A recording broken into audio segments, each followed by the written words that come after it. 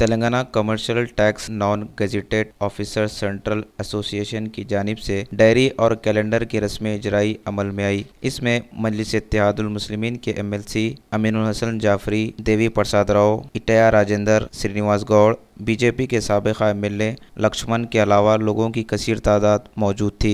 And my friends, I have come here to express my solidarity and my party, All India Majlis Ittehad Muslimin solidarity with the Telangana cause, with the Telangana statehood, which is going to become a reality soon. अब आपसे मैं जो उर्दू में बात करना चाहूँगा, हिंदी उर्दू में बात करना चाहूँगा जी।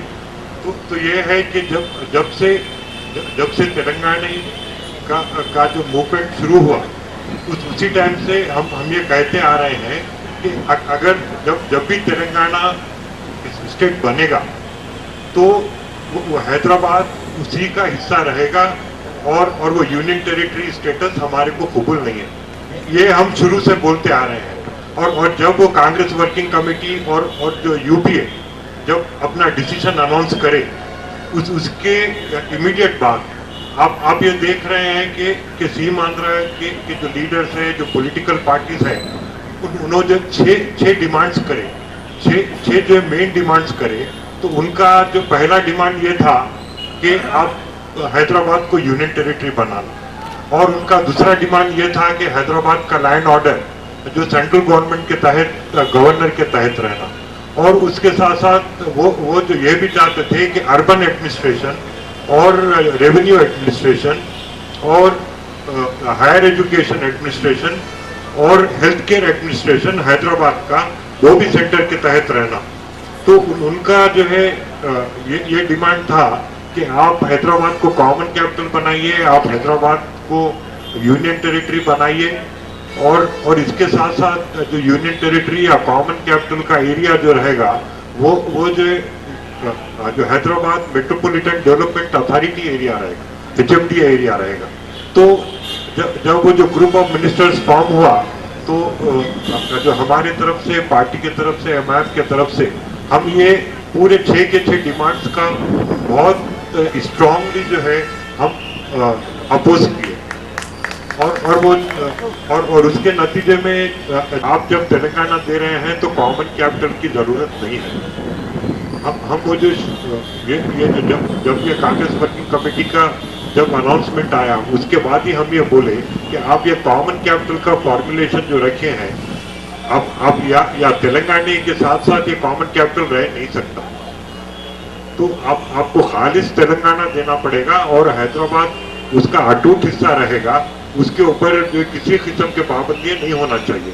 तो जब ये जो बिल आया, तो जब ये तेलंगाना का बिल जो है आंध्र प्रदेश असेंबली में आया और उसके अंदर अमेंडमेंट्स देने के लिए कहा गया, तो हम जो है 31 अमेंडमेंट्स जो दिए हैं, और उसके अंदर जो हम ये समझते हैं कि आपको संपूर्ण तेलंगाना का जो कॉन्सेप्ट है वो संपूर्ण तेलंगाना का कॉन्सेप्ट जो है कॉमन कैपिटल के साथ में नहीं जो है जो तालमेल कर सकता है, या आपको या संपूर्ण तेलंगाना होना या कॉमन कैपिटल जो है यहाँ पे नहीं रख सकते हैं।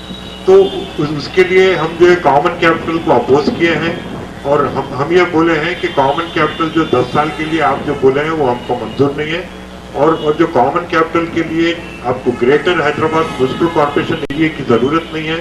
आपको कॉमन कैपिटल नहीं, हैदराबाद का कैपिटल वो जो तेलंगाना का कैपिटल हैदराबाद रहेगा, और आपके लिए जो है हैदराबाद मंडल आपके लिए इंटरिम कैपिटल रहेगा। आपको पूरे GHMC एरिया का कॉमन कैपिटल की जरूरत नहीं है।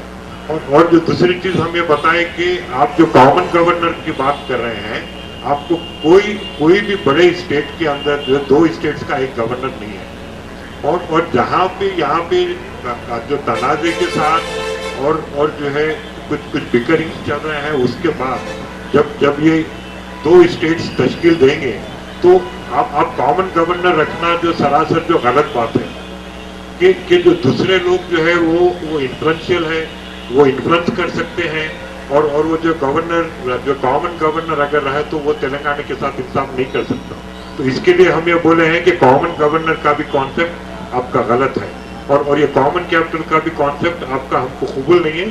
आपका सिर्फ इंटरिम कैपिटल कि आप जो है 1-2 साल आपका कैपिटल आप वो मूव नहीं हुए तक 1-2 साल आप खैरताबाद मंडल के अंदर कुछ ऑफिसर्स जो है वहां से आप आप जो काम कर सकते हैं।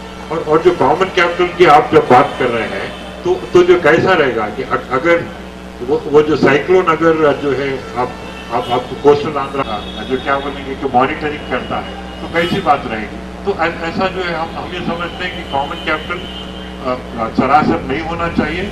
और इसके साथ साथ जो ये है कि कई चीज़ें बिल में ऐसे हैं जो काबिल कबूल नहीं है और वो तेलंगाना के इंटरेस्ट में नहीं है कि जैसा वो कहते हैं कि कॉमन हाई कोर्ट। अब कॉमन हाई कोर्ट की ज़रूरत नहीं है।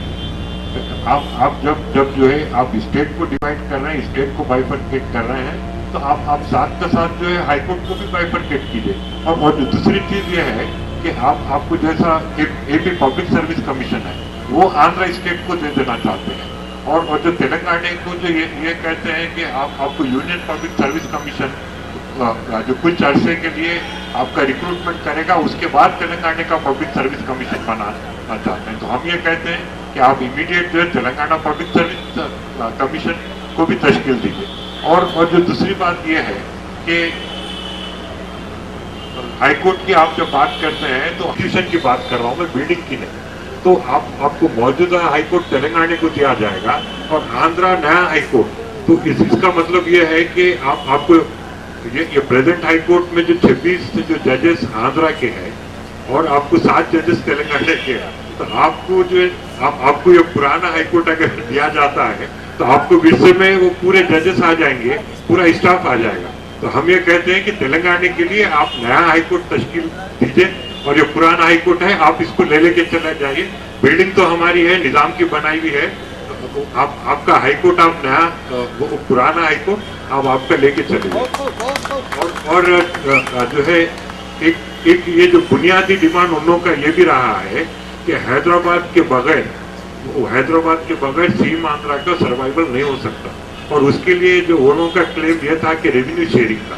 तो हम ये बोलते हैं कि आपको जो कॉन्स्टिट्यूशन के अंदर आपको रेवेन्यू शेयरिंग सिर्फ जो सेंट्रल गवर्नमेंट अपने टैक्सेस अपने रेवेन्यूज को वो स्टेट्स के साथ शेयर कर सकती है। और जो दूसरा ये है कि कॉन्स्टिट्यूशन के अंदर आपको स्टेट्स अपने रेवेन्यूज लोकल बॉडीज के साथ अब पंचायत राज या म्यूनिसिपल बॉडीज के साथ शेयर कर सकते हैं। ये कॉन्स्टिट्यूशन में ऐसा कोई प्रोविजन नहीं है कि आप एक स्टेट के रेवेन्यू दूसरे स्टेट के साथ शेयर करें। तो आप ये जो जितने भी जो डिमांड्स किए हैं उसका कॉन्स्टिट्यूशन के अंदर उसके लिए जो कॉन्स्टिट्यूशन के अंदर इजाजत नहीं है और उनके डिमांड्स जो है बिल्कुल बेसलेस है, बेबुनियाद है। तो जो आप ये जैसा ये कमर्शियल टैक्स डिपार्टमेंट आपको मेन आपको रेवेन्यू सोर्स है आपको कोई भी गवर्नमेंट के लिए, कोई भी स्टेट गवर्नमेंट के लिए। और अगर जो हैदराबाद के रेवेन्यूज आप अगर शेयर करते हैं कोई दूसरे स्टेट के साथ तो आपको बचेगा क्या। तो इसके लिए हम ये कह रहे हैं कि रेवेन्यू शेयरिंग की बात जो होना ही नहीं चाहिए। और वो जो है वो लोग जो बात बात को ये कर रहे हैं कि यूनियन टेरिटरी के लिए फिर से कोशिश कर रहे हैं और वो रेवेन्यू शेयरिंग के लिए फिर से कोशिश कर रहे हैं। आज जो बात जो हुई कि डॉक्टर जेपी जो बात किए असेंबली के अंदर और उनका जो है सब बोलने के बाद यही था कि रेवेन्यू जो हैदराबाद का रेवेन्यू सबको शेयर करना चाहिए। तो कैसा वो हो सकता है कि ये खालिश हैदराबाद का रेवेन्यू, क्योंकि हैदराबाद जो है सिर्फ और सिर्फ तेलंगाना का हिस्सा रहेगा। इसीलिए हैदराबाद का पूरा रेवेन्यू जो तेलंगाना गवर्नमेंट को जाना चाहिए, वो उसके अंदर जो है किसी को शेयर देने की बात हो ही नहीं सकती है।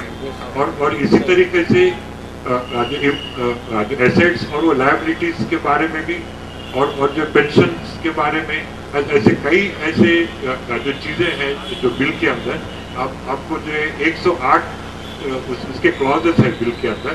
और उसके अंदर हम जो है 31 क्लॉजेस को अमेंडमेंट हम जो सजेस्ट किए हैं वो जिससे हम ये समझते हैं कि तेलंगाना के साथ इंसाफ होगा।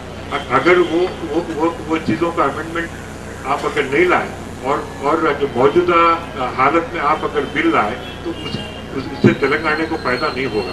तो इसके लिए जो है हम ये उम्मीद करते हैं कि सेंट्रल गवर्नमेंट जब ये बिल पार्लियामेंट में लाएगी तो ये अमेंडमेंट्स का ख्याल रखेगी और वो जो तेलंगाना के साथ इंसाफ करेगी। शुक्रिया।